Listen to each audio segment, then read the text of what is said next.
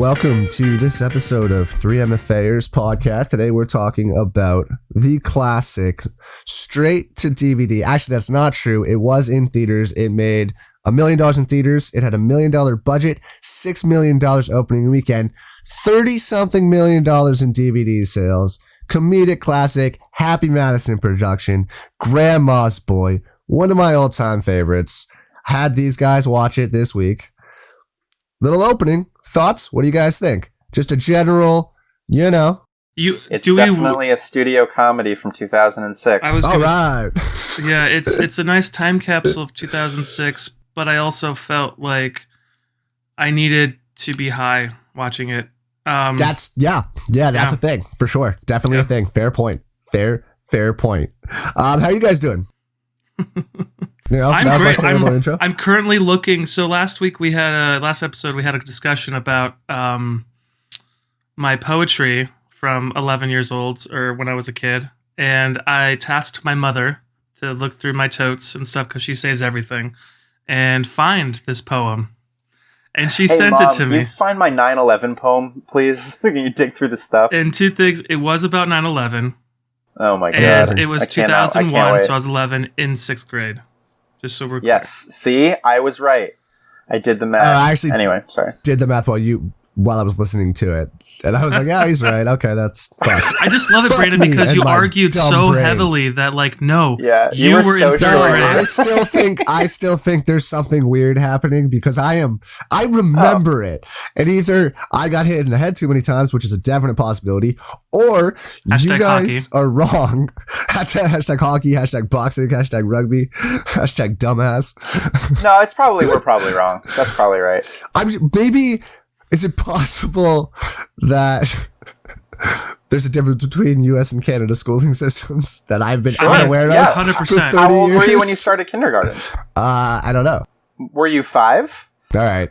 That's because then it's the same.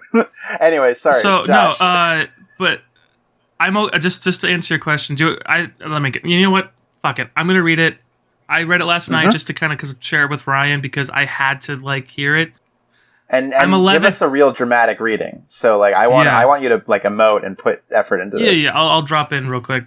Drop in real quick and.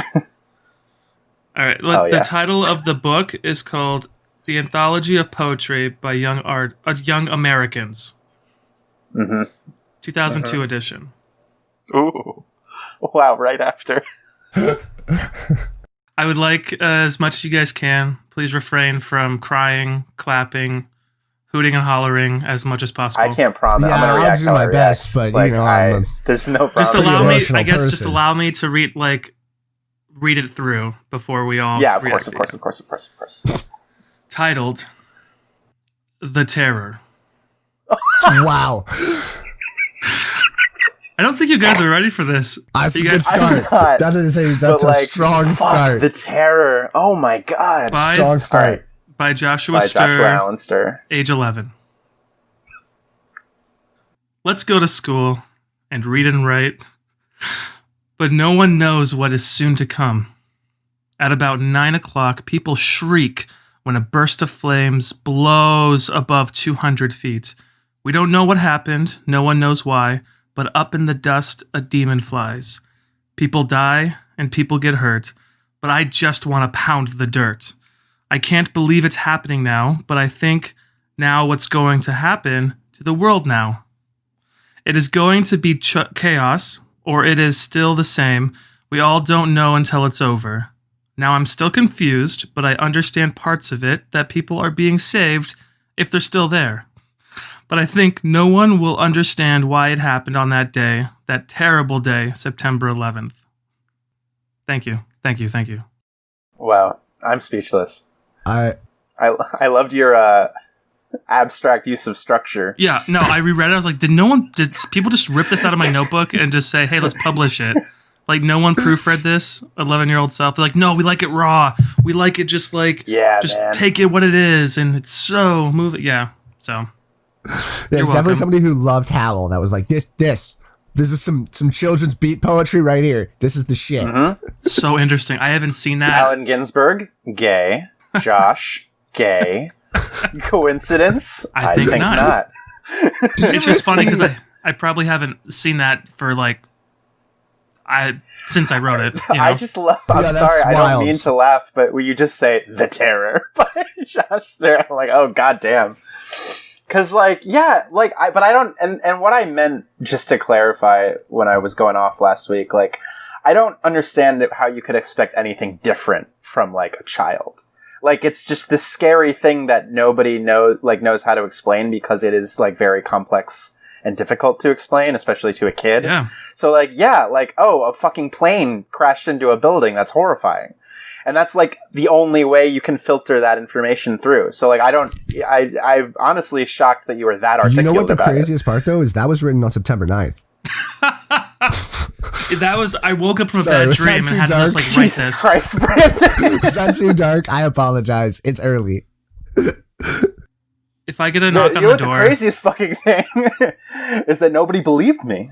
But I had a vision tonight right before. So yeah, you guys, that's 11-year-old Josh expressing his feelings. And then I was told not to and then go to football practice. So that was...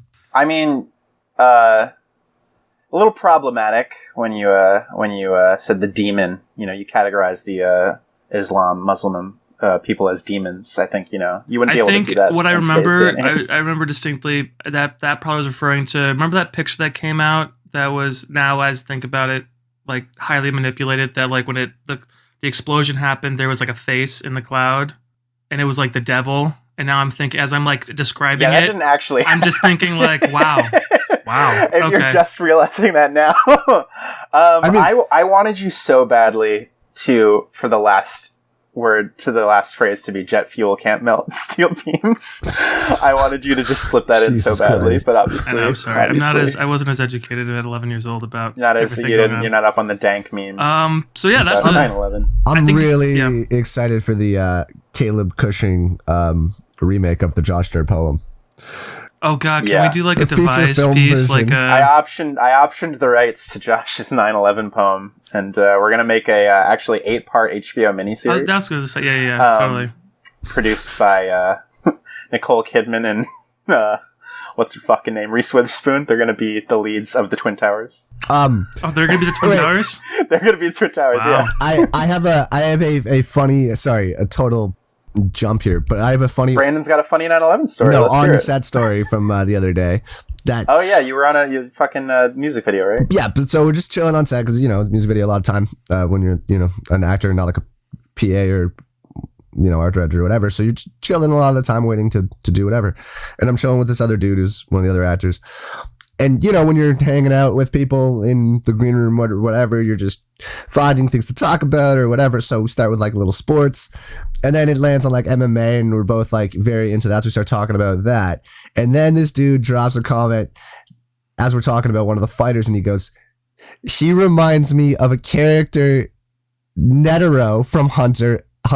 And I'm just like, oh shit, this day just got dope. And I was like, that's interesting. I mean, I would have said he's, more like God or Killua, but that's totally a fair comment. And then he stops and is like, how do you know who those are? I was like, how do you know who, what? Yeah. And then it just became an anime day. A full anime day. That's so interesting that he like dropped a reference. Like, what's the point of dropping a reference if you don't expect other people to get it? Also, like, people don't ever expect that I'm a huge anime nerd. You know what I mean? Yeah. And then so it was like, that's such a deep cut of a reference to like Netero it. It was dope. It was dope. So I thought you'd appreciate that. Josh, because I know that you're not as cool as us. Isaac Netero is the chairman of the Hunters Association in Hunter x Hunter, and he plays a pivotal role in the war against Miriam Josh, and the Chimera you Ants. would love Hunter x Hunter. That's interesting because you said I would love this movie. Oh wow! I'm just playing. Oh wow! Welcome to the Thunderdome. We're not there. Let's enter the Thunderdome. I defy you to tell me that you weren't entertained. Yeah, we'll get into it. Brandon, you asked how I was doing. I wanted to double real quick. I got headshots done on Tuesday with David Knowles. Yeah. And I'll have to say, like, I forget how much energy it takes to, like, stay engaged for a full 3 hours while standing and, like, trying to, like, serve headshot look. Yeah, I don't like, you know what I mean? Like what's great with David Knowles, because he like asks these questions and like we're having full blown conversations that are super chill and whatever. But then like towards the end at like 1 o'clock, I think, so my session was over at 1:30. He literally was like, Josh, we're getting sleepy eyes. I was like, yeah, I've only had 1 cup of coffee at 8 o'clock in the morning. I'm sorry. I have like no energy. But it was just interesting. I forget the that effort it takes to just take fucking headshots, you know? Your face hurts at the end of it, you know?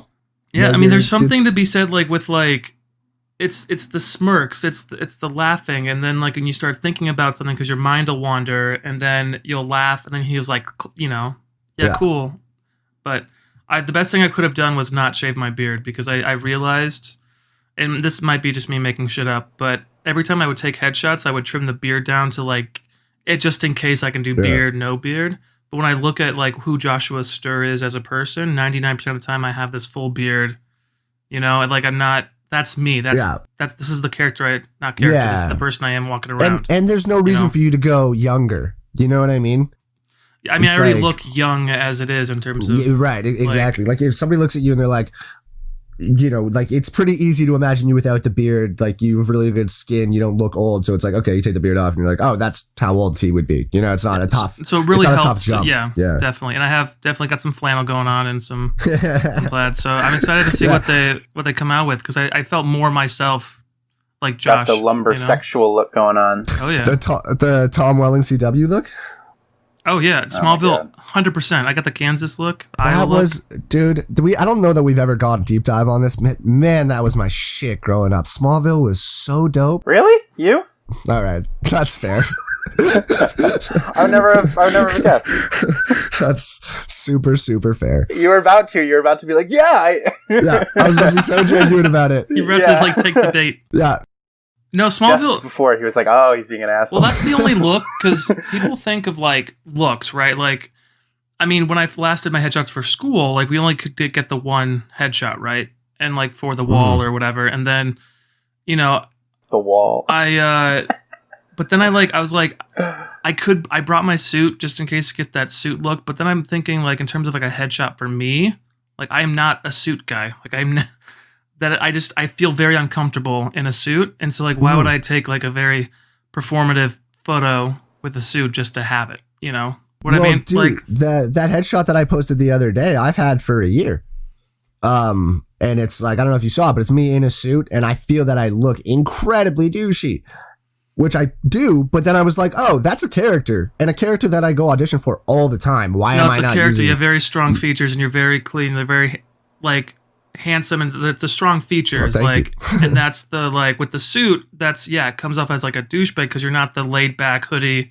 Like whatever, which is, I guess, why in my actual life I dress the way I do. Like I do go out of my way to dress a certain way. I don't know what it is, but it's definitely a reaction to that of knowing that I kind of look like a douchebag. So it's like, let me dress super chill or. Well, and I think there's a big thing, clothes or, you know, 100%. And I think that like if I ever submitted for like a businessman or whatever, it's like. I would have, like, I do have other shots. It's not just the flannel. It's like the long sleeve shirt, solid colors, whatever.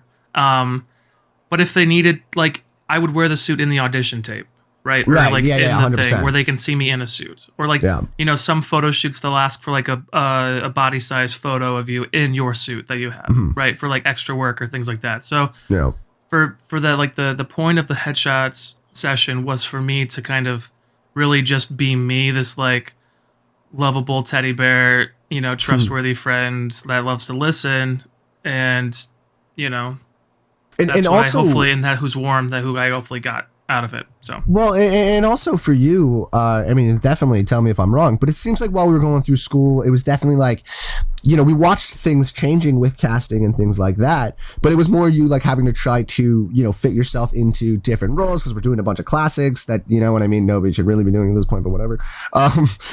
Now, like you look on Casting Call or not, whatever, Actress Access or whatever, every second or third role is them looking for somebody that looks exactly like you, or you know what I mean, or is like a character that's, you know, so it's like even more so than what we were kind of led to believe. It's like, yeah, definitely just embrace you. You know what I mean? You and 100%. With it. It's like, but I also get annoyed because when I've learned now that if when on Actors Access when they ask for like an athletic look, they don't mean linebacker, ex-football player. They mean swimmer or like. That's okay. They don't mean me either. So they mean somewhere in between us, and it's annoying.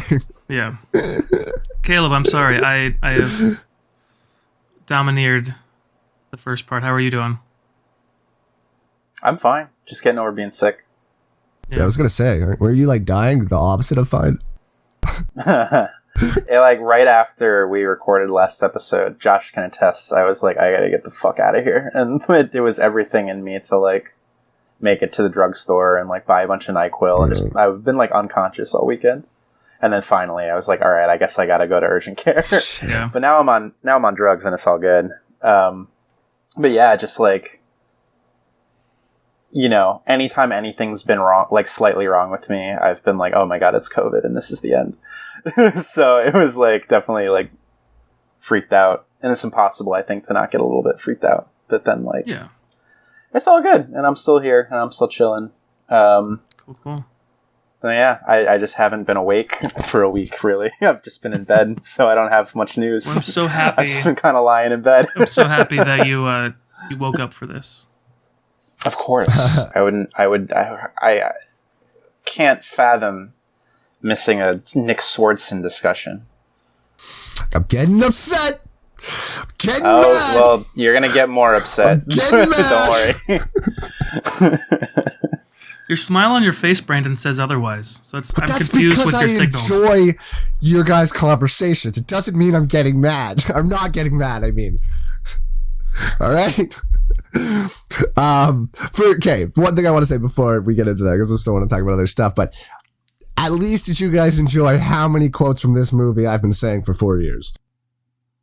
No. I hate this podcast already. I didn't. I'm being genuine when I don't really recall. Like, I didn't. Nothing like stuck out to me as like, oh, this is something Brandon says all the time. Except for like the sort of racially charged ones, 'cause you are Okay, you're a racist. dick. I hate Brandon, this podcast. did you go to your appointment with the You HR? had total control over this. You picked the movie. What was that, Josh? I Sorry, just what'd you asked Brandon if he did go to his appointment for HR, because I know last time we recorded we had talked Yeah, about... we were talking about that last time, about how we were going to set that up. Yeah, and then- apparently we have to wear pants while we're recording. I don't know. Yeah. Yeah, I know that the cameras are from the torso up, but you still should probably, I mean, just I in have- case, you know. I have two cameras, but the second one's OnlyFans only. So Wait, OnlyFans there's only. there's a new OnlyFans only now.com? It's like a premium OnlyFans. And you can only get on if you have an OnlyFans. I don't know, that, man. People Sure, subscribe yeah. to. I'm thinking of doing a Tyga and just opening an OnlyFans. Is that what he did? Mm-hmm. Apparently, yeah. Wow. Who would have thought? Just Hip hop's greatest voice of a generation. dropping dick pics all day. Hey, man. Whatever gets by, works. you know? I don't judge you. I mean, Ty. nah, Tyga. make that money, man. I think that's What's Tyga doing equality now? right there.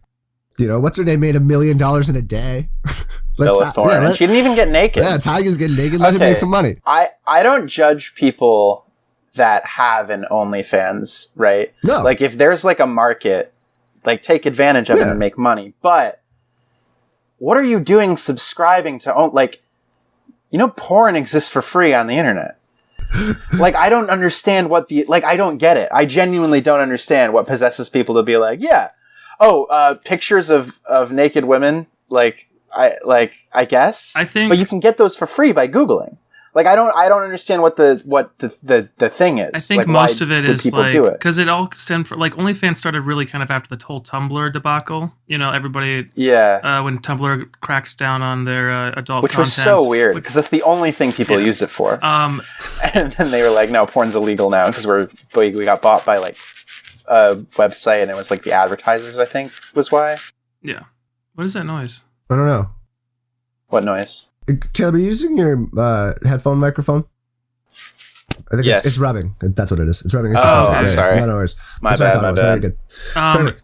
But like, so for, I guess on the homosexual side, a lot of it is like you follow like people on Instagram and stuff, and like people that you like wish you would see naked, like some of them got an OnlyFans so that then you can actually see them naked. But the issue that I have with it all, because I'm not a subscriber or anything like that, because you're right, it's free.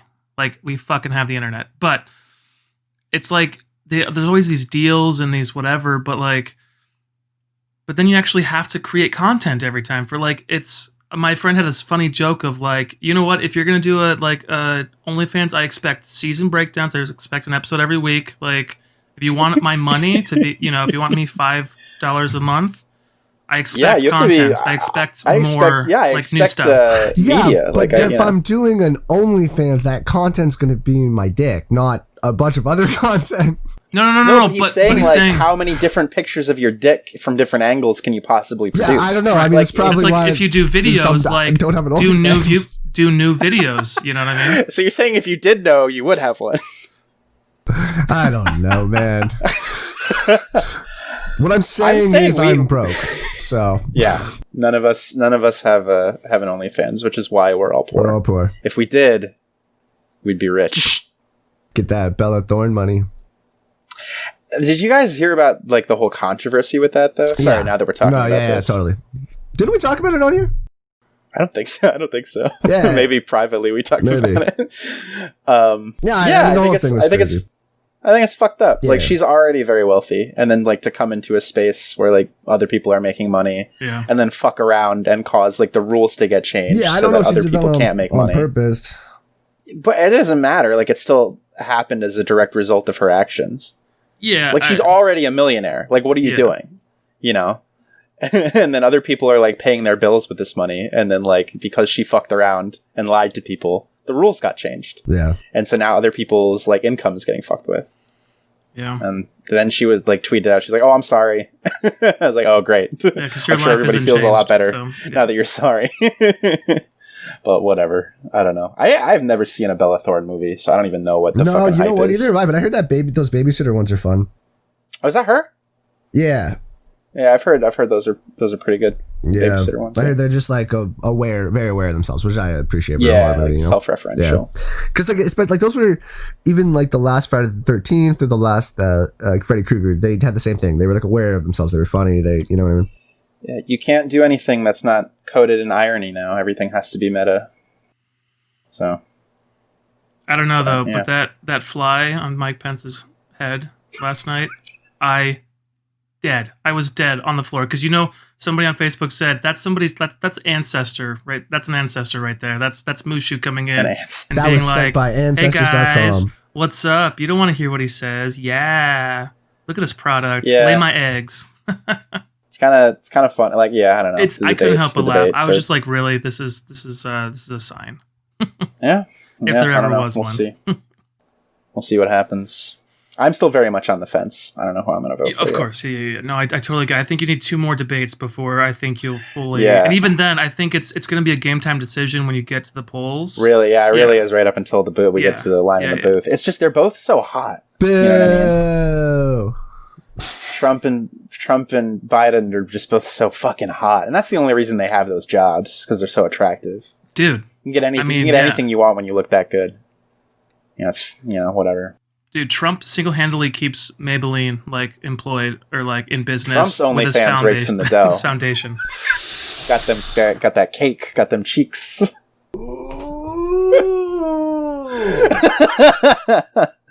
Meanwhile, Brandon's sitting over here in a country that actually is run by a model. Yeah, he's bae. Justin is bae. Hey, Brandon. Yeah. Just refusing to engage. Yeah. Speaking of, okay. Okay. Can we just get into it? Yeah, I was going to say, I know I'm reluctant, but I think Brandon picked a movie for this week, and I would love to actually try to break it down and discuss it and figure out why. Let me start. Let's figure out what went wrong from the top. So let's start the autopsy. So many karate kicks coming your way. It's unbelievable. All right. So here's why I picked Grandma's Boy. So Grandma's Boy was a movie that, like I said, was mostly came out DVD. I mean, what? We're in grade 9, 10, somewhere around there, high school time. Don't fuck Caleb, man. If you want to do math, do math. Do all the math you want and let me know when it came out. Okay, I was 13 in 2006, which means that you were 15. All right, so whatever. Yeah, like it was a 10. freshman sophomore year of high school. Yeah. So it was my sophomore year. I forgot you guys do it that way. So yeah, I mean, it was a movie that, you know, me and my buddies watched over and over and over again for very obvious reasons as young stoners in high school, who loved video games. At the time too, like, you got a super young Jonah Hill, which this must be right as Superbad is coming out, right? Yeah, Superbad came out in 2007? Yeah, it was the year before Superbad came out in 2007. So it is a movie about a guy who works at a video game company as a video game tester. He is a massive stoner. He's in his late 30s. He gets kicked out of his apartment and he ends up having to move in with his grandmother and her 2 roommates, and all hilarity ensues. That's pretty much the plot. I think it's safe to say. I don't think there's much more information needed. Yeah, I don't know. I enjoy the shit out of this movie. I think there's a bunch of hilarious lines. It's clearly just a goofy DVD movie written by Nick Swarsten. It was co-written by Nick and Alex, the guy who played, or the guy who, what's his name? I wrote this down. The name's Alan. He played Alex. Yeah. And I don't know, man. It's always just been a favorite of mine since I was a kid. I hadn't seen it in a long time, but I watched it last night with a buddy, and it was just, I don't know. I laughed. I enjoyed it. Thoughts? My question is, were you high when you watched it?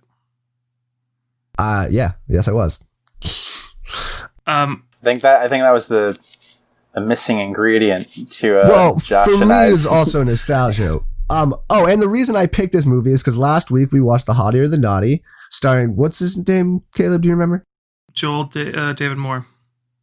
I know I'm not Caleb, but Joel David Moore, thank you, Josh, who am I? Who plays the bad guy in this, which is what I really wanted to talk about, because he plays the bad guy in Hottie and the Naughty too. Okay, fair, but this character in this of JP is absolutely fucking hilarious. Like, I love that. Caleb looks angry about it. I'm not angry at all. I just disagree with you about everything you've said so far, but we'll get into it. Bring it. Caleb, you're rubbing on the sweatshirt. Oh, okay. I guess I'll just hold it like this for the next hour. All right, bring it. And I just want you guys to know before we start that I hate you guys, but go on.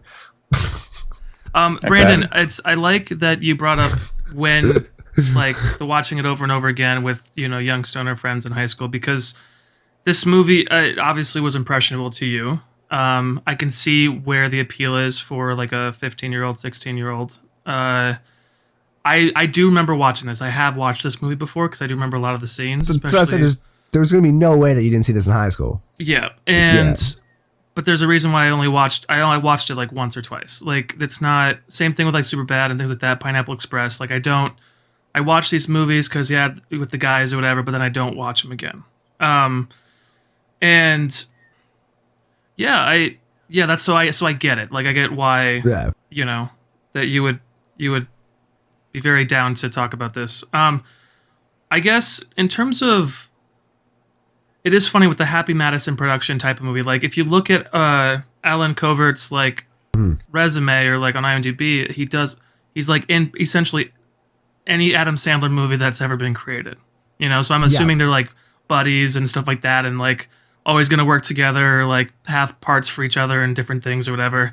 And like, I get it. Like, you get that kind of like I don't know, aesthetic, I guess, for like a type of comedy. And like the team together, you know what I mean? Like, it's him, it's that guy who has like the one lazy eye, the guy who played Dante. It's like the 4 of them are in every Adam Sandler movie that there is, Yeah, I think the issue is in terms of like, it is just a very finite group of, I think the audience is very finite in terms of like, I feel like the way you get the most out of this movie is if you're high, or like if you've smoked enough pot in your life to like understand the situation that they're going through, and like how fucked up the Frankenstein is, and the fucking lion bro, and like the karate monkey and stuff. And like I just felt like the fact that I sat there thinking that like I should have smoked more pot when I was a kid, or like should have been high watching this, I don't think like that shouldn't be there, but that's what I got, kind of surmising my experience watching it again. You know, I just don't think it's a formula that, you know, because like for me, like I love The Hangover, right? Yeah, it's different. But it's different. Yeah. It's still a stupid like kind of guy comedy movie in Las Vegas, whatever. But I don't know. It's hard. I guess I don't know how to articulate. No. It's interesting. I think because I agree with exactly what you're saying, especially that last point of like with The Hangover. It's just something different. Like there was something always about Grandma's Boy and that kind of level of Happy Madison production that was like felt straight to DVD. That like you know what you're watching. Like there was that. Strange Wilderness was another one. I don't know if you guys ever saw that. Saw that, yeah. But you know, it was like those. Like it was exactly what you just described. You knew what you were getting. You're like, oh, I want to watch this dumb stoner comedy. This is clearly a movie that has just been like punched up with one-liners by Nick Swardson throughout. Like it's just, yeah, exactly like you said. It is a very different thing than something like The Hangover. Caleb, are you thinking? Always. Yeah. Oh, is it my turn with the talking stick? Well, I feel like I could keep going. You know what worked.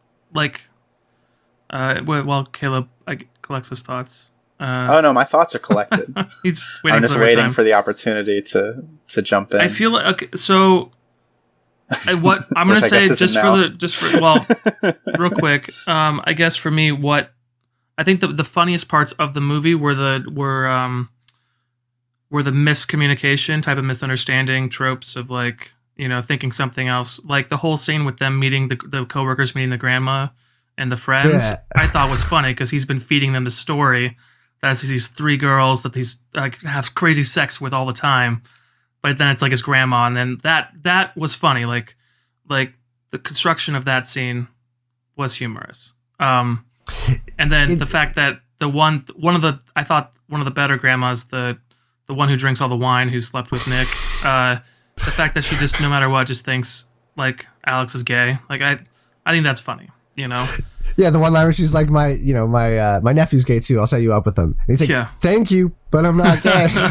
But like for me, that was like a huh, you know, like oh that's, you know, and then it wasn't like a, you know, a belly laugh, but that kind of stuff, you know, for me landed better than like the stoner. No, I mean I agree. At like this point, the stoner stuff doesn't do much as in the way of comedy for me. It's interesting why you're saying that, like, because that kind of just is lift outable. What I enjoy is like you said, like it's the scenes at the office. It's just the way their dialogue runs together. You know, I enjoy that. I like each one of them trying to build a ridiculous character, like Nick Swardson's child character. I find that hilarious every time. Like one of the lines I repeat constantly is, "Oh, what does high score mean? Is that bad? Did I break it? What does high score mean?" Yeah, I say that all the time because I think it's fucking hilarious. You know, it's just the things like that. That reveal was good. Just shit like that, you know. All right, Caleb. What? Nothing. You're looking like a guy with a shotgun. I don't like it. A guy with a shotgun? Yeah. It's a hobo with a shotgun. Which is a great movie. Your hat says dead inside, so I don't know if like So my biggest problem, I think, was that this wasn't a movie. It was like Happy Madison is Adam Sandler's production company, and like it's not a company that makes movies, it's a money laundering scheme. Because they get all of the same, he just gets like all of his friends together, and because he's Adam Sandler, which is like a bankable name, they get like unreal box office returns, but the budgets for these movies are like very small. So it's just a way for like him and like all of his friends to like get paid. And like obviously not this movie, but like a lot of movies like going forward from like the mid 2000s, especially now into like this decade, they like just like go traveling to like all these different like locations around the world. Yeah. It's an excuse for him and all of his friends and their families to go on vacation. And I guess that's like fine, but I don't like want to watch that, you know? So like this like isn't my like brand of humor, I don't think. And also like Adam Sandler wasn't even in this. It felt very much like it was just like a favor, because I know like Nick Swardson, who is the co-writer and co-star of this, does a lot of like work for like all of these movies, whether it be like. Sorry, I don't mean to interrupt, but I was just listening to him talk about this, and this is actually how he got in with like Adam Sandler in that group. Great. Yeah, so he punched this up and like rewrote the script for them, based off of something else. But that was like this was his first like foray into the Adam Sandler world. Well, that's like the big thing. So like Nick Swardson and Alan Covert, or Cover, I don't know how you pronounce his name, are like the two co-writers and the two stars. And I think for me, it just feels so like much like a wish fulfillment vanity project thing, because like, I don't know, as like a writer who also like wants to like act, like I would never write, it would feel too slimy to like write a movie where like with the intention of me being the star, where like I write a character for myself that has no flaws and that like acts like a fucking like weird man child, and then like faces no repercussions for his actions, and then like gets to like hook up with Linda Cardellini for like no reason, for like then have no chemistry. It just like was very transparent. I was like, oh, these guys are like, oh, we get to like write a movie. And like at least Nick Swardson had the decency to make himself look a little pathetic sometimes, like especially like when we're introduced to him. But like even so, he like kind of is just like, it's like, oh, we're just like two guys that are great at everything and are misunderstood, and then we're gonna have a bunch of like, I guess, I don't know where the jokes were. It was mostly just like referencing the fact of what was happening. It was like, dude, weed, isn't that funny that we're smoking weed? Dude, isn't it funny that like these people are old and they're smoking weed and having sex? Dude, video games, whoa. And like, I do think a big part of it is that I had never seen or heard of this movie before. So like, I can imagine when I was 13, like when this movie came out, I probably would have fucking loved it. Cause like, it was very much like the sense of humor that I had. And like, if I had like nostalgia carrying me through, I would like probably be a little more forgiving. But just in terms of like that, like, I was so shocked at how bad of an actor the main guy is. And then also, he literally has no flaws. Like, nothing that happens to that character in that movie is like that character's fault. Like, he gets evicted because of his roommate. Like, he gets like anytime he like can't get work done at his job, it's because of like extenuating circumstances, like with like his grandma and like her friends, or like people are fucking with him. He just like walks into Linda Cardellini's office one time and is like, I know you think I'm hot too. I'm like, what? What are you talking about? I wish that worked. I wish that worked. Crazy. Just go to somebody you're attracted to and be like, you know what? I know you're attracted to me. Okay, like let's just go to dinner. Do you understand what I mean when I'm like, oh, this is like he wrote himself to say this because he clearly thinks he's the fucking man. It was just so weird. And then like, yeah, and there's no real conflict, and then the movie. The only bit at the end with like the JP Joel's character stealing the video game or whatever and trying to play it off as his own, like that, like at the very end there was this, you know, a little bit of like a, hey, no, that's, you know, the fight for like, no, he's the rightful guy. But again, you know, kind of going along with that, you know, Caleb, it wasn't obviously his fault. He was like, yeah, let's, you know, here, check this out. And then, yeah, he was like, I'm such a good guy that I'm gonna like, and then he got fucked over.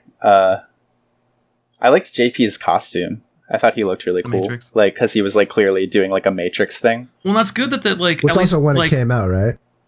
What? Like just when the movie came out, it was all like Matrix times. Yeah, when did Revolution, or when did The Matrix came out in 99 and the sequels came out in 03, no, so that was like a few years before. I mean, it's still like more relevant than now. Well, you know, one of the greatest... I guess that's true, yeah. One of the greatest things that I saw was like, I don't know if you guys had never played this probably, but like City of Heroes was a huge computer MMO. I played City of Heroes. In the mid 2000s. That's now free.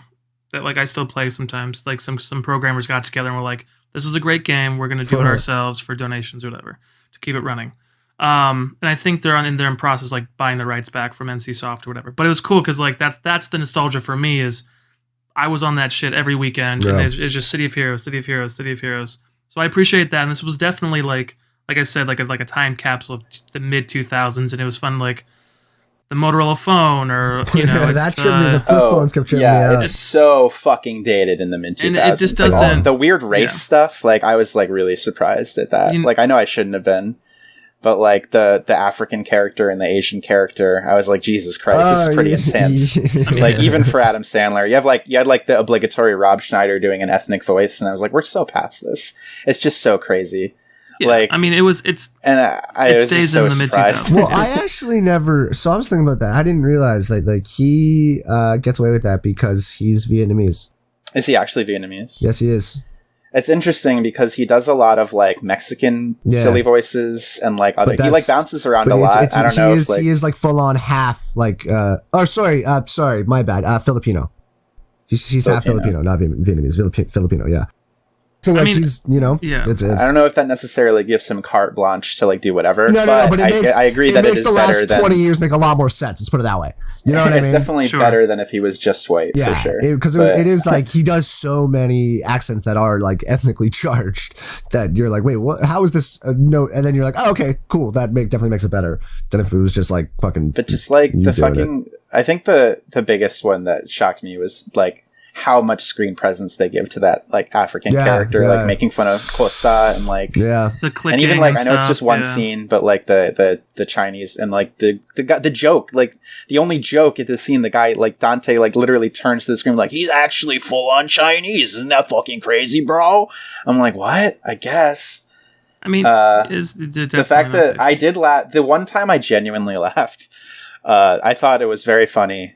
When it hard cuts, they're like, what are we gonna do? And it hard cuts to the monkey driving them to the house. And I was like, oh, that made me giggle. It's just silly, man. Monkeys are funny. See, it's a silver stoner movie. How does that make you giggle? But the shot of the monkey with the controller, like playing Xbox and the TV's off, doesn't. It's all the same stupid comedy. Like that, you know what I mean? It's just that sense of like it all made me giggle like that, Plus the nostalgia definitely helps. But there's just certain jokes that are always going to carry me through. Like when he comes back and he hoofs Jonah Hill in the fucking shin. And Jonah Hill's just like, I think he fucking shattered it. There's just lines like that. They're going to make me crack up every time. You know? Yeah, I mean, I'm if I had like grown up with this movie, I would agree with you for sure. I think I just like, I missed it. I don't know what happens. But that's also didn't catch this one. It is very clear that like if you made this movie now, people would be like, what in the fuck is happening? You just can't do any of it. But then what does that say, though? Like, what is that in terms of when you create something or when you write something, obviously not everything can be timeless, right? Not everything can just be, you can just pick it up and it could still be relevant, right? There are millions of, like, thousands and thousands of millions, or I guess millions of movies. There's a lot of movies out there that are being made that have, through the decades, but that's the difference of, like, what is just stuck in its time versus I think for me that's the problem with like studio comedy movies, because it's never about creating a story or like exploring pathos with characters. It's like jokes that are like relevant to the time it comes out, which means it's immediately going to be dated even 2 or 3 years later. And that's fine if you found like, your sense of humor in your movies that you enjoy going back to, but like as somebody who never watched this movie in 2006, I was like, oh my God, this is just, I couldn't believe what I was seeing in a way. Like my version of this, like the year after in 2007, like there's this movie called Hot Rod that came out that like the Lonely Island did. Yeah, I don't think that's exactly the same. I mean, I see what you're saying, but again, there's, the Hot Rod is more. Just put it out. It's just more. Well, I mean, like, I like that movie a lot, and I continue to revisit it. But even, like, I can look at it and be like, oh, a bunch of this is funny because it was 2007 when they wrote it. And, like, I think that the Lonely Island guys are really funny. Yeah. I like that movie a lot. But I can be like, I'm like, oh, like, okay, there's a lot of this shit that's dumb. Even in that, my mind immediately goes to, and yes, it's dumb, but that doesn't take it away from, like, one of the funniest scenes in Hot Rod for me is when he's talking to Amy Adams. Is it Amy Adams or Isla Fisher? Sorry, Isla Fisher. They do look a lot alike. He's talking to Isla Fisher on like the bench, and in the background you have like Danny McBride, Yorma, and Bill Hader, and they're dancing in front of the van. And Danny McBride just keeps hucking Yorma into the van like as hard as he can in the background, and that is one of the funniest scenes I've ever seen, and it makes me laugh every time. It has nothing to do with anything, The scene I pull from that movie is when he gets like pissed off and he's like, I'm gonna go, he like dances in the woods for a long time and then like just like keeps falling down the cliff. Hot Rod's fucking fantastic. Yeah, and that's like physical comedy, and that like doesn't have an age. Like that's like always going to be funny, like that kind of slapstick. But again, a lot of people would argue that type of comedy is old and not funny at all. So it just depends on who you are. You know what I mean?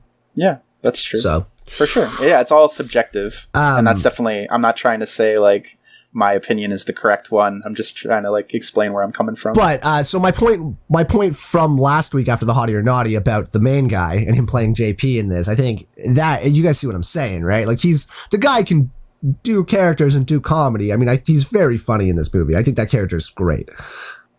I mean, I think go ahead, Caleb. Sorry, I was gonna say like I like the idea. I think he's the closest thing to a character in the movie. Yeah. Like everybody else is just kind of doing it's like just one joke or just the fact like some like Kelvin Yu and Jonah Hill don't even have like characters. They're just like there. Like, you know what I mean? Like Jonah Hill's arc is he sucks on a tit for 13 hours. I'm like sick. But like Joel David Moore's character, like there clearly is like, you know, something to him in that he was like considered a child prodigy. And he's like kind of grown up very full of himself, but also like you find out that he's just kind of stolen all of his ideas and he has like an emotional mental breakdown. I'm like, oh, there's like actually like kind of pathos to this character. Of course, he is the villain, so he doesn't learn anything and he ends up getting like, you know, beaten in the last act by the grandma and like all of that. And then the plot ends. But it was just like, I was less of a fan of like the robot noises. I was like, oh, okay. But I do think that like, I see what you mean about his performance, Brandon, in that like, there are moments of like humanity coming through and to make him like more complex than just like everybody else around him, for sure. Yeah. And also the fact that, I mean, to the voice, the robot stuff, the physicality of it, there's a certain amount of work that goes into building that character that you just you see every day. You know what I mean? Or that just, you almost wouldn't expect in something like this. There's, you know, as the rest of the movie is, like you said, that's a lot of work put into something that most people are just throwing jokes at, you know? Yeah. So that's my point, is like the guy is obviously doing as much as he can with everything. And that's a character that you put together, you know? Yeah, he was definitely committed to Mm-hmm. the... he was committed for sure. And because it's very hard, I think, at some points to like get a character like that, a script, and have to actually film these scenes for however many takes they take. You know, the robot voice, the walking as a robot, the sound effects, him walking, or, you know, it's just, he had his own kind of thing that he had to work on, but it's also taking it seriously, right? It's like, it's very hard. I know for me personally, if I were to got this to like fully commit to that, because I know just how ridiculous it is, like I could probably have gotten the same effect without the robot voice, in terms of him like maybe picking a different kind of character to like kind of go back and forth with, you know. But that, I mean, that's my own thing. I feel like that was a way to keep it light. Yeah. Do you know what I mean? Because this character could very easily be super dark. I think that'd be my guess as well, is that like he was probably doing it without the robot voice, and he was like, guys, this is a different movie. You're like, you come off really like a fucking evil. sociopath. Yeah, like really good, but that's you're doing a horror movie. Like, can you throw some, you know? Yeah. He's a good actor. I like him in The Guest. I like him in Hatchet. Like he had a run for a little bit of like showing up and stuff. He's directed a couple things. But I don't know where he's at. I think nowadays. he's very, very funny. Sorry, Josh, you had mentioned before like the number of takes and things. I kept thinking that one scene where he's at Alex's house and he's like crying and he's spitting and drooling. Do you know what I'm talking about? Like on the couch. Yeah. And I was watching it and I was like, oh my God, we keep flipping camera angles here. So he did this like for 4 hours of just spitting and drooling. That's why he put his finger in his mouth so he could keep 100%, drooling. 100%. You're doing the whole, it was so funny though. And I was like, oh, I love that. And like, you're clearly having to do this at, you know, master, close up, over the shoulder, like every angle. And he's just spitting everywhere. It was great. I don't know. I did write down at one point, Caleb, I know we mentioned this before, of just kind of what is that main event in this movie? Like what is everything going towards? Because I didn't feel like it. I just want to reiterate, like there's like, you know, you kind of walked us through what's going on, and then it's like there is no real like the conflicts are deadline for the video game, Well, because nothing's at stake for the character at any point. Because he knows that everything's fine because he's fine with his station in life. And then it's not until he meets like every like stereotypical idea of like the cool girl who has no real problems with him at all and like still like is totally infatuated with him despite like not having a character. But then she's like, it's the line of like, you've been a tester for how many years? And he's like, oh, well, I also have this secret project I've been developing because I'm actually really smart. Which is cool. And it's just like, oh my God. Well, the actual video game was an actual video game that they used footage. Yeah, it was an actual game that never got finished. Oh, was it? I'm so glad you guys found that. Was it a Predator game? Because it looks like Predator. Is it Predator? It did look exactly like a Predator. I don't know. It was like an original IP. I forget the name of the company. They don't exist anymore. Because I always thought that it was like a Predator game that didn't make it. Because that's what it looks like, right? He looks like Predator. Yeah, he does. He does look a lot like Predator. Yeah. But also, like, I also didn't find it like there are a lot of things I didn't find tasteful in this at all. But like. Oh yeah, of course. Yes, but like yes, the restaurant with like making fun of like vegans, and then like I wrote down, so geeks and nerds can be bullies too. Awesome, because they're just being a complete ass to like the server. And there's David Spade. Gotta get that paycheck from Adam. And she's like, and even the girl's like, oh, I'm so sorry. There's no like, guys, stop being a dick. Yeah, there's no anything, and then it's like, anyway, let's go get some real cool guy food like burgers. And like it's like, all right. Yeah, like there was like and that's what I mean. Like there's no joke. It's just, vegans are funny. No, see, I disagree. I think that scene is a scene to be like, hey, David Spade, be funny. And I thought he was funny. Okay. Did you think like what was the joke for Kevin Nealon? Dude, yoga's silly? You're telling me that gross? Kevin Nealon's not just funny doing whatever he wants to do whenever he wants to do it? It's Kevin Nealon. He's fucking funny. And if you say he's not, I'm coming at you. Well, but here's the thing though, but then you have to why do you have to be a yoga just because we're at a video game like company? Why can't he be? I'm not saying he can't. They didn't do anything with the premises they set up. It's just like, okay, like this character is going to be here. And like, I guess like, yeah, like the interactions between the characters, I guess is where you're getting the humor from. But it's just like, I was like, I don't know. I just didn't like find any of it. Really interesting. You didn't laugh at the end when Dante's like, oh man, where do you get your weed from? He's like, you, Dante? He's like, oh, hi, Mr. Cheez-Its. I laughed. I thought that was funny. Okay. There was one more thing and I don't remember what it was. I don't know. I think there's a difference between, and kind of like after like all the shit that we've watched, the comedies, especially comedies, like when we look at why something's funny to different people or why, because Brandon, you say, that Yoga, the boss, like he's just funny because why not, and I think like they use it to set up other jokes that they wrote, but I feel like I'm at the point where like I kind of need a little bit more than just like we're at like an hour and a half into the movie and the guy recognizes that he's one of his customers, or like he doesn't remember that he's a customer because he's just high all the time. Now, to be fair, the elephant at the end was ridiculous and funny, and I was like, oh, Jesus Christ, a lion and then an elephant and a monkey, like it. Yeah, I like the progression from lion to monkey to fucking elephant. All the way up to elephant. It's like, karate monkey. That's probably safer. Like, that's just good shit. Here's where I'm coming from with it.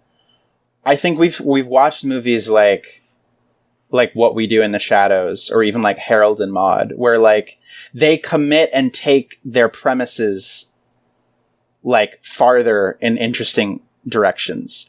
Where like this, I feel like wasn't like a premise. It was just like, let's get as many jokes as we can into this thing. But like, if you don't connect with that sense of humor, there's like not really much for you. Yeah.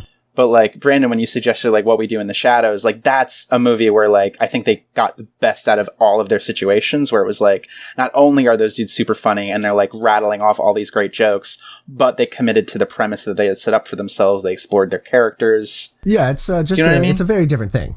Yeah, 100%. Yeah, exactly. 100%. Like it just in a real way, like it very much a different thing. That's not, you know what I mean? And I agree. Mm-hmm. But this is just, it is what it is, Yeah, exactly. Like you I used to put it on like with my roommate in first year, like before we'd go to bed at night. You know what I mean? Because it's just dumb. And you just someone to have like, on the background, like you'll exactly. chuckle, yeah. And like Josh, just like you were saying, it would be like this or Pineapple Express or like Super. You know what I mean? It was like, yeah, it's because, and that was exactly the point. You know? Yeah, there's a period in time where these movies were just being made, and it's just like, you look back at it 14 years later or 10, you know, whatever, and you're just like, huh, yeah, okay, that can stay. You know, that can, you know, it doesn't travel well. It's interesting to see though how now in 2020 you're like, okay, that joke would be cut, that joke would make it, that joke would be cut, that joke would make it. Like it's just interesting, and that's with every movie, you know, from the time. But yeah. All right, should we rate it? Brandon, you go first. All right, I'm giving it a 6. Fuck you guys. 6 out of 5. Yeah, fuck you guys. Okay. No, I'm giving it a 3 because I enjoy it, and for me, it's like nostalgia, and of course, I think they're very funny. You know, I get where you guys are coming from, but I think there's a lot of putting a lot on intention and what they're trying to do, as opposed to, you know, it's just a bunch of guys trying to make a movie and make people laugh. Yeah, it was definitely a friends, like let's just shoot the shit and just like have fun for sure. Yeah. I'm gonna give it a 1.5. Can I do halves? No. Yeah, I think so. I think you have before, haven't you? Yeah. Yeah, I did give it a 1.5. You know. Caleb? Yeah, sorry, Brandon. I'm gonna have to give it a 1. Yeah. But I understand that I am a killjoy and I'm stupid. So you're not stupid. We all have our tastes. Well, you guys have certainly taken the wind out of my glorious sails this morning, but that's fine. That's fine. Not a big deal. When are we doing next week? I can tell it's not a big deal. Okay, it's I believe it's come back to me. Yes. After quite a bit of time. You've had time to think about this. We are firmly in October. We're getting into spooky season. I was wondering if we could maybe do things a little differently. I have not cleared this with either of you guys, so feel free to shit. On the spot. Feel free to shoot me down. I have a backup. Fine, we can watch Adam Sandler's new Halloween movie. Oh, great! Isn't that a thing that actually exists though? Like, isn't he making one? Yeah, it's the same place as Little Nicky. Oh God. So every Halloween for the past few years since I've discovered this, I rewatch it, and I would like to share it with my friends. It is a British TV show, but British TV shows are 6 episodes long. Oh my God! Say Doctor Who special. Doctor Who special. Doctor Who special. It's not Doctor Who special. Doctor Who special. So the time commitment is less than the longest movies we've already watched on this show. It is a show called Garth Marenghi's Dark Place. I will send it to you so you don't have to think about how to spell it. The conceit of the show is that in the world of the show, Garth Marenghi is like this famous Stephen King-esque horror writer, H.P. Lovecraft horror writer, who was very successful, wrote all these best-selling books, and he made a TV show that never got broadcast in the 80s. And at the time that the show takes place, it's like a documentary retrospective on that show. That's dope. It stars Matthew Holness as the lead. The 2 principal actors that I think people would still recognize today. Richard Ayoade has a big part in it. He's in like all the Big Fat Quizzes and stuff. Matt Berry is a very contemporary famous actor who's in it. Son of a bitch! You know I love Big Fat Quizzes and Ted Katz and Richard Ayoade, and now I'm definitely in this son of a bitch.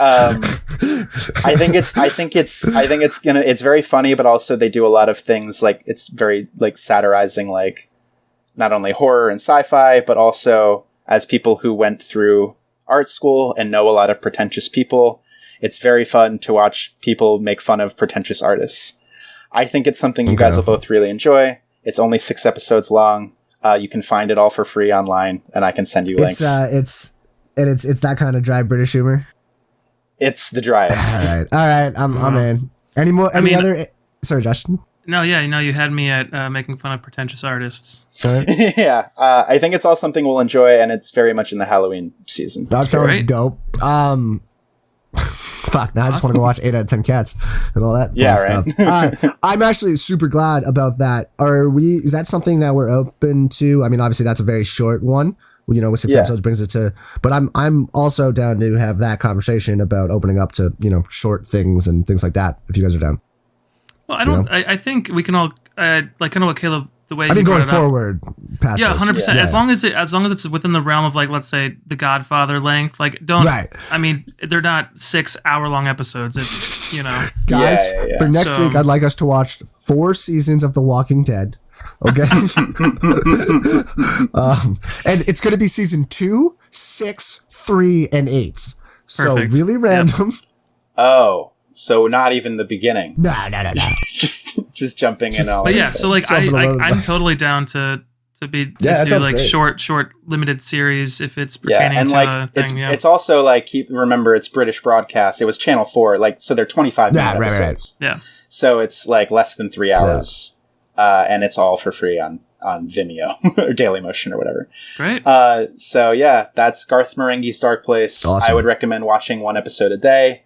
Because with TV show, if you try to binge it all, it might the humor might not land as heavily for you guys, but watch it however you want. I think it's great.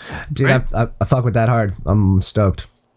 Cool, man. I'm excited. Oh, but sorry, real quick. I did want to say, I was just thinking, one of the funniest things about Kevin Nealon's character that cracked me up this time, and it wasn't a nostalgic thing, was when he's on the table doing the yoga. And I'm sure you guys noticed this too. And as a kid, I was like, oh, he's just doing weird shit.